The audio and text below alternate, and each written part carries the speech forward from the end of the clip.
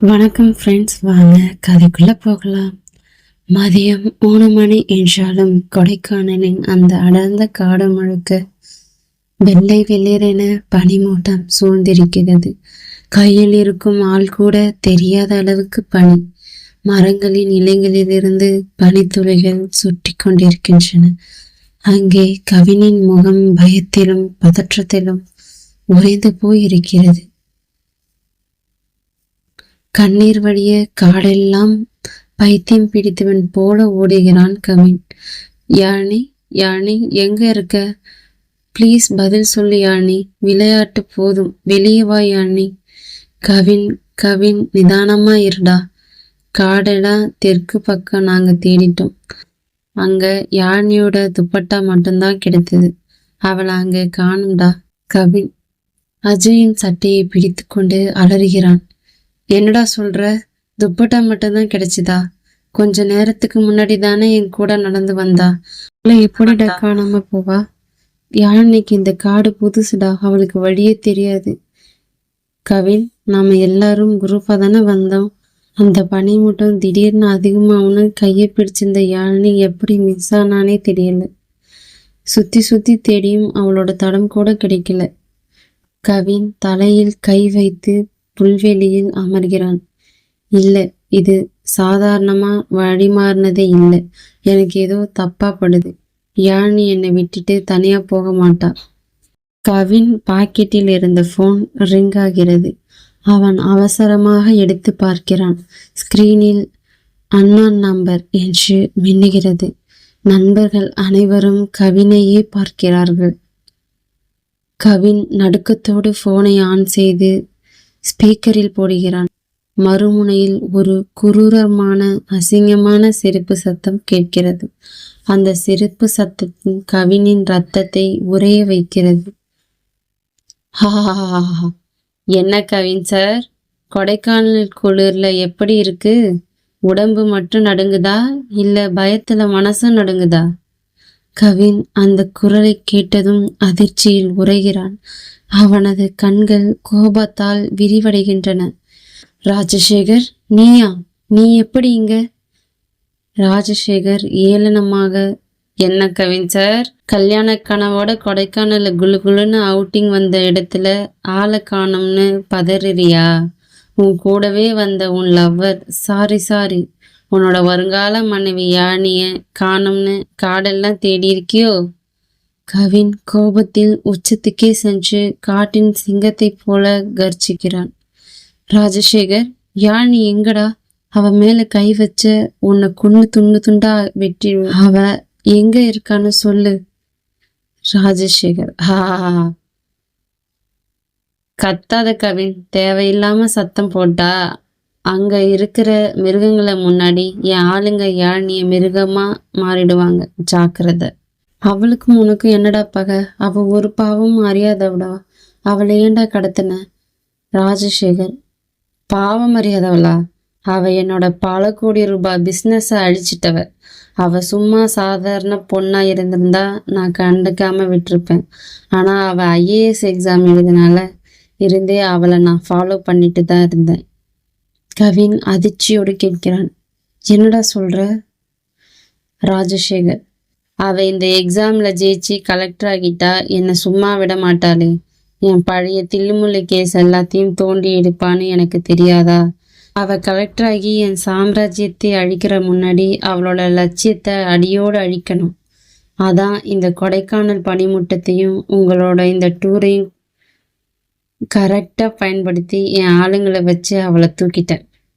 கவின் கண்ணீருடன், ராஜசேகர், அவளோட லட்சியம் அவளோட உயிர்டா. அதுக்காக அவ எவ்வளோ கஷ்டப்பட்டான்னு எனக்கு தெரியும். அவளை ஒன்றும் செஞ்சிடாத ப்ளீஸ். ராஜசேகர், உன் யானி இப்போ என் ஆளுங்க கிட்ட பத்திரமா இருக்கா. ஆனா அது எவ்வளவு நேரம்னு நீ எடுக்கிற முடிவுல தான் இருக்கு கவின். அவ உயிரோட எந்த காயமும் இல்லாம உனக்கு வேணும்னா நான் சொல்ற இடத்துக்கு நீ தனியா வரணும். சொல்லுடா, எங்க வரணும்? நான் வரேன். ஆனா அவளுக்கு ஏதாச்சும் ஆச்சு, நீ உயிரோட இருக்க மாட்ட. ராஜசேகர், போலீஸுக்கோ இல்ல உன் கூட இருக்கிற உன் நண்பர்களுக்கோ தெரிஞ்சது அப்புறம் யானையோட உடம்பு மட்டும்தான் உனக்கு கிடைக்கும். கோஸ்டாக் பகுதிக்கு பின்புறம் இருக்கிற அந்த பழைய கைவிடப்பட்ட பங்களாவுக்கு அடுத்த 1/2 மணி நேரத்துல தனியாவா? நான் அங்கதான் காத்துட்டு இருக்கேன். டக்கென்று போன் துண்டிக்கப்படுகிறது. கவின் ஹலோ ஹலோ என்று கத்துகிறான். ஆனால் மறுமுனையில் சிக்னல் இல்லை. போன் கட்டானதும் காடே நிசப்தமாகிறது. கவின் கையில் இருக்கும் போனை இறுக்கமாக பிடிக்கிறான்.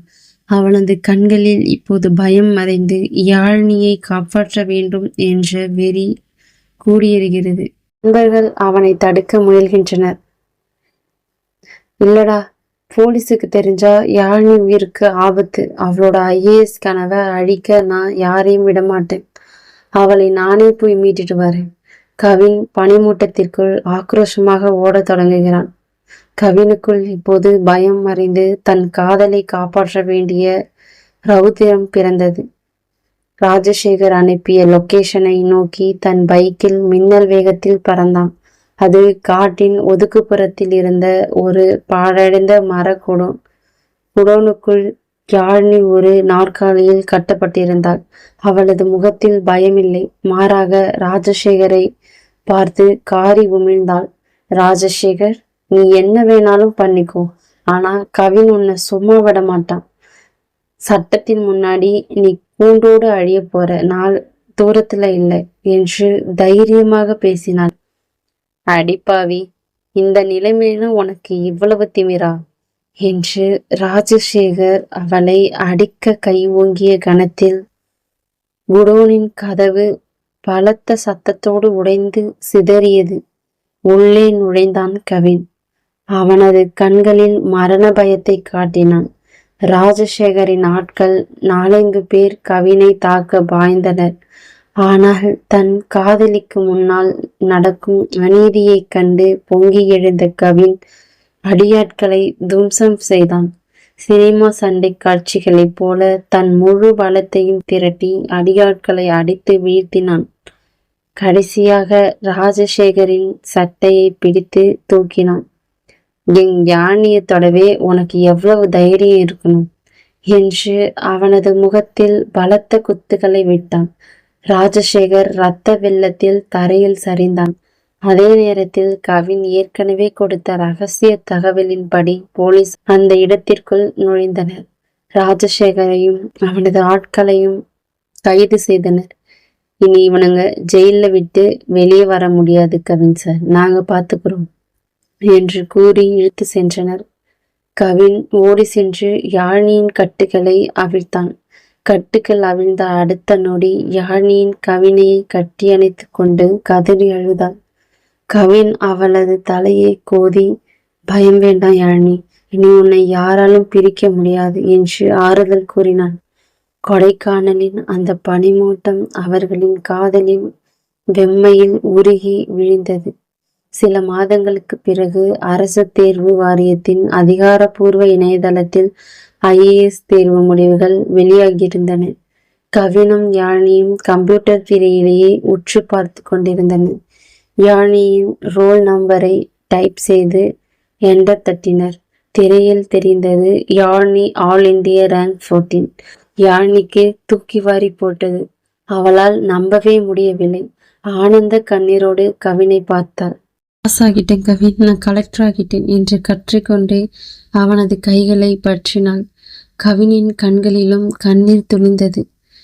நான் சொன்னல யாழினி, உன்னோட உழைப்பும் நம்ம காதலும் என்னைக்கும் தோற்காது என்று கூறி அவளது நெற்றியில் முத்தமிட்டான். அதைய தொடர்ந்து கேட்க நமது அவள்கிதம் சேனலை சப்ஸ்கிரைப் செஞ்சு ஆதரவு கொடுங்க. நன்றி ஃப்ரெண்ட்ஸ்.